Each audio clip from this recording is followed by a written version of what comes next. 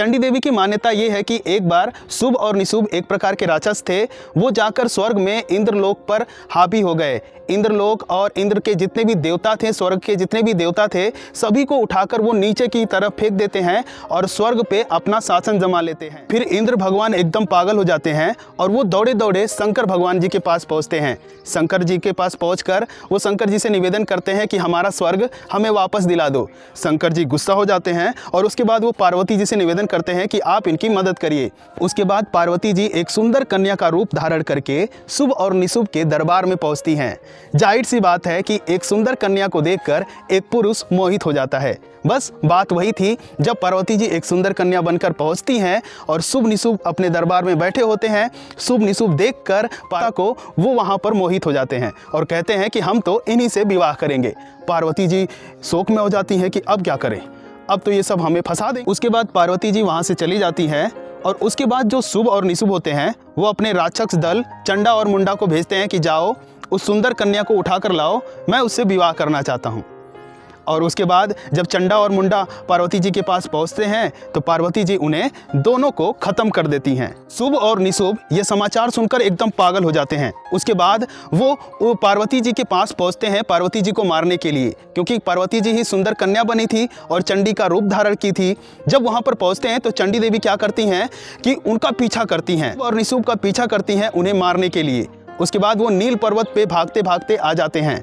जिस पर्वत पे आज मैं पहुंचा हूँ ये नील पर्वत है। इसी पर्वत पर वो भागते भागते शुभ और निशुभ जब पार्वती जी उनका पीछा कर रही थी उन्हें मारने के लिए, तो इसी पर्वत पर आकर वो लोग रुके थे। उसके बाद पार्वती जी ने उन दोनों को इसी पर्वत पर ख़त्म कर दिया।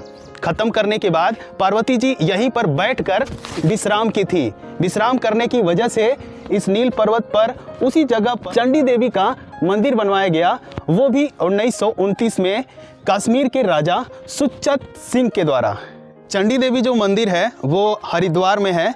हरिद्वार रेलवे स्टेशन से आपको चंडी घाट पे आना होगा, वो चौराहा है चंडी घाट का। वहीं से आप ऑटो रिक्शा पकड़ के 30 रुपये देकर जहां से चंडी देवी की चढ़ाई होती है वहां तक आ पाएंगे और उसके बाद वहां से आप पैदल यात्रा कर पाएंगे, ऊपर की तरफ चढ़ाई कर पाएंगे।